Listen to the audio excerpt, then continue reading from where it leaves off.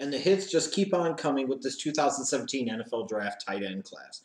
There are just freaks of nature all over the place. Njoku has bunnies all day long. You're talking about a national high school high jump champion. I think he cleared 7-1 in high school, if I'm not mistaken. O.J. Howard has 40 speed in the 4.4s. Evan Engram has low 4.4 speed. Adam Shaheen is 6'6", 278 God blessed pounds. And then we get Bucky Hodges from Virginia Tech, a redshirt junior that's 6'7", 245 pounds, with decent jets on him. Good Christ, this tight end class, in terms of the athleticism that it has, some of the freaks of nature that they have in terms of the athletes at the position, is just impressive. And Bucky Hodges is another one of those impressive physical specimen type of talents. When you look at him, what jumps out to you on film, first and foremost, his size. 6'7", 245 pounds. He has the ideal height and length that you would love to have at the tight end position. If he gets a little bit stronger, just a little bit bigger, and he could play closer to 255 or 260, he could be almost impossible to press at the line of scrimmage. It could be scary. Decent athlete for his size as well. Pretty good initial quickness and top end speed. Not super explosive, but more than explosive enough, especially for his size, especially for the position. Um, I think part of the problem is with how he was utilized at Virginia Tech. He lined up at wide receiver outside almost exclusively, and I think at times it could be tough when you watch him on film because he doesn't get the most separation. You sit there and say, well, maybe he's not that quick, he's not that fast.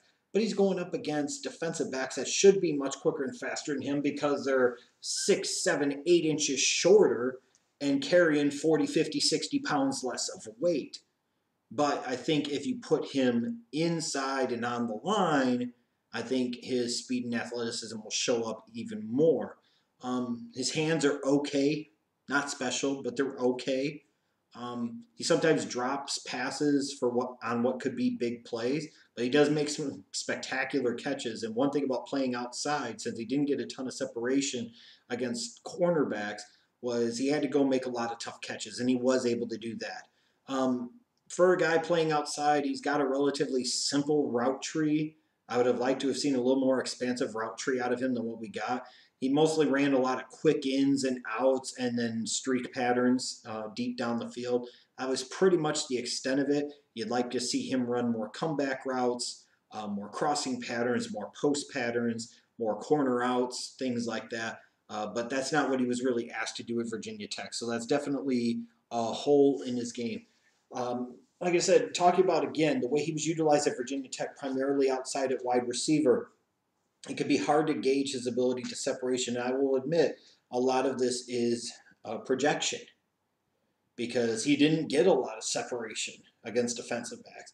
But I think when he starts lining up, in particular against linebackers and safeties, he's going to get more separation. I like his body control and his ability to contort his body to create some extra space.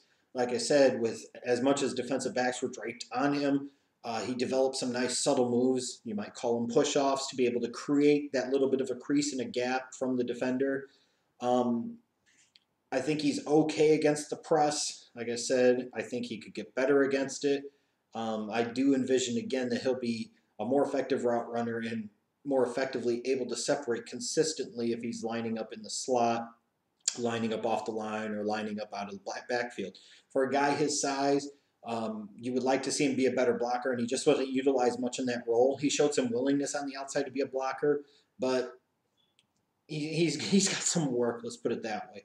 And again, based off of the system, that way that Virginia Tech utilized him, that blocking ability just he wasn't asked to show it very much. Like I say, show some willingness on the outside. But if he's going to be an inline blocker, you're going to have him in the game in short yardage and goal line situations. He's going to have some major work to do.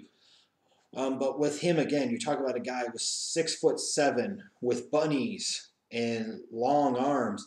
He can get anything thrown in his zip code. He has an outstanding catch radius, one of the best catch radiuses in this draft, along with Njoku, along with Adam Shaheen. If it's thrown anywhere close to him, he has the ability to get his hands on it and potentially catch the football.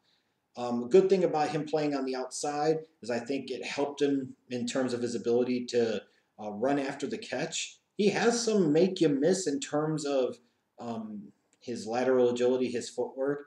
He's got some cutting ability. He's not super explosive as a cutter. I mean, he's not going to break defenders' ankles, but he can make small, subtle movements that can create some space, get defenders off balance, and help them get some extra yardage. He can be tough to tackle.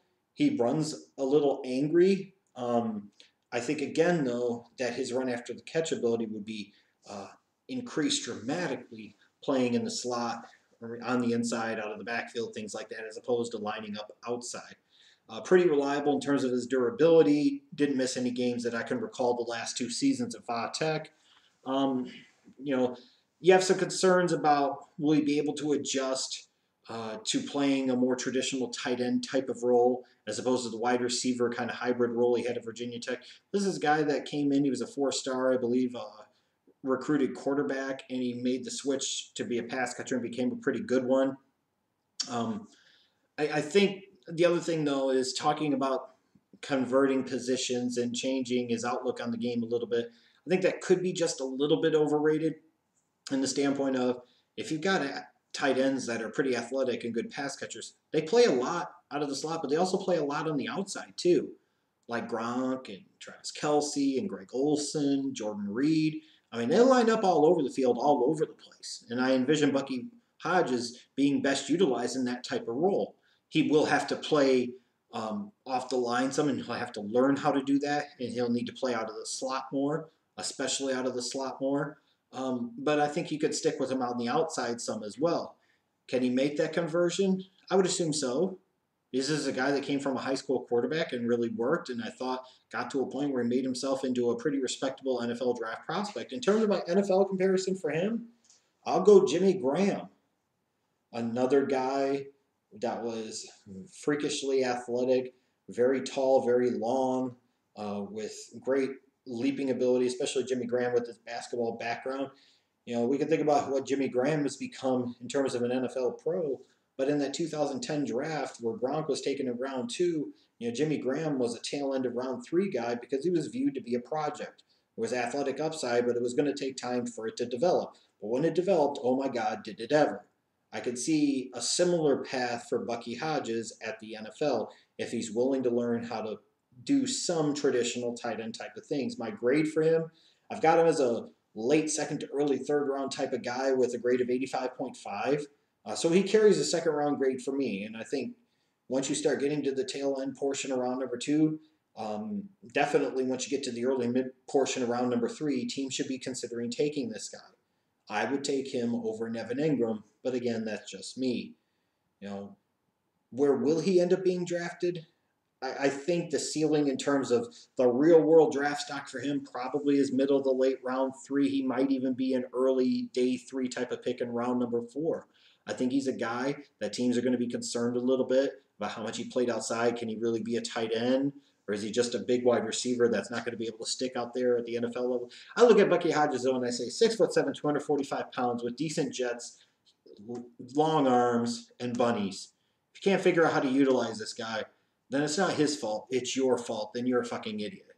I think you should take this guy, be patient with it, give him some time, and you might end up with a stud.